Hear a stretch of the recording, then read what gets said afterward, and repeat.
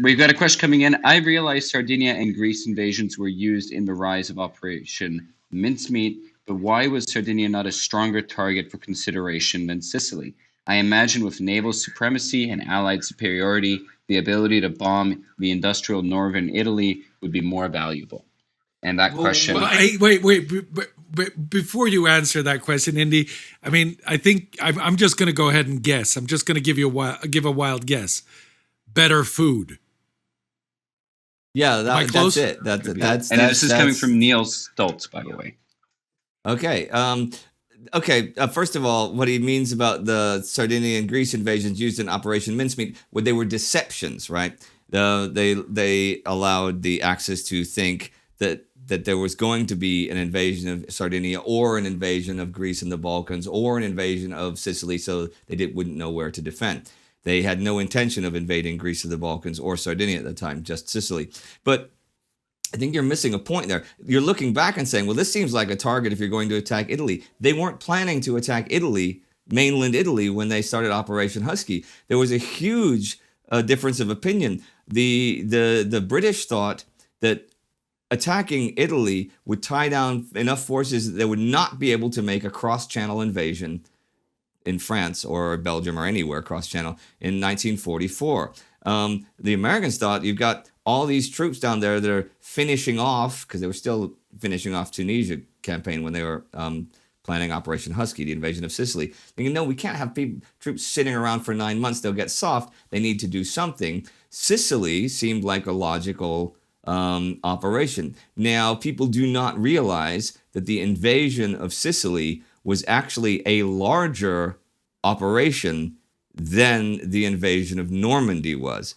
It involved more people, right? And with far, far shorter planning and across 250 miles of hostile waters, not from a well-defended coastline in literally swimming distance for some very strong swimmer individuals. Nobody's swimming from Tunisia to Sicily.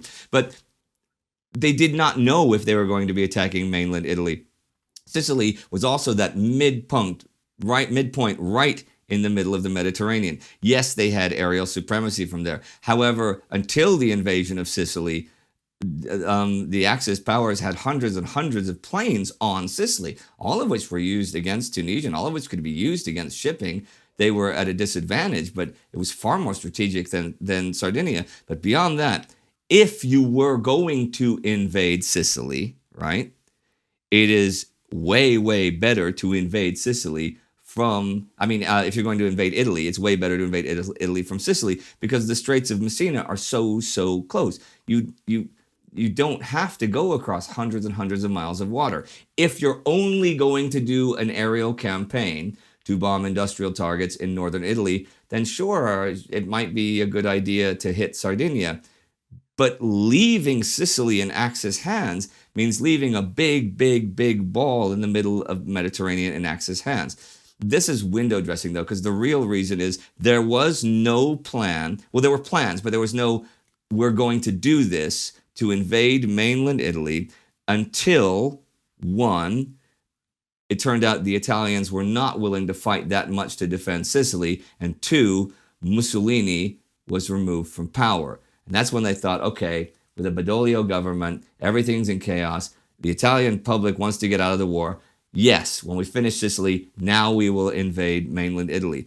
But had those things not happened, had the Italians, the Germans mounted a strong defense in Sicily, but had the Italians mounted a stronger defense, and had Mussolini remained in power and had the confidence of the king and stuff, I don't know if there would have been an invasion of Italy in 43, maybe not until 44, because it would have jeopardized the invasion of Normandy.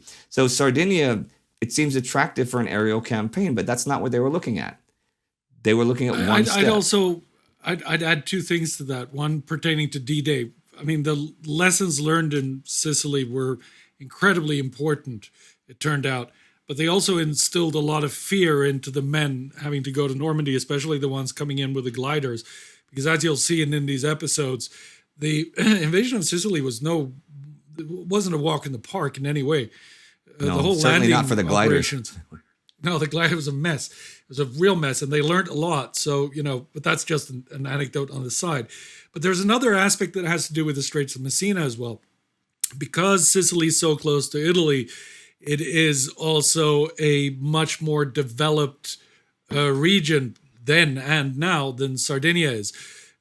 So you get, if you take it, you have not just taken the geography and the position in the middle of the Mediterranean, you have taken a better infrastructure than you would get on Sardinia, which helps you maintain airfields and operations in a bigger way. So. Well, there's way more airfields of themselves on Sicily. And by the end of the first week of Operation Husky, so by like July 17th, seeing into the future, 1943, Italy had withdrawn all of its planes from Sicily to the mainland, conceding the aerial supremacy there. But they still had a lot of planes. Remember, Italy still had like 80 divisions of men.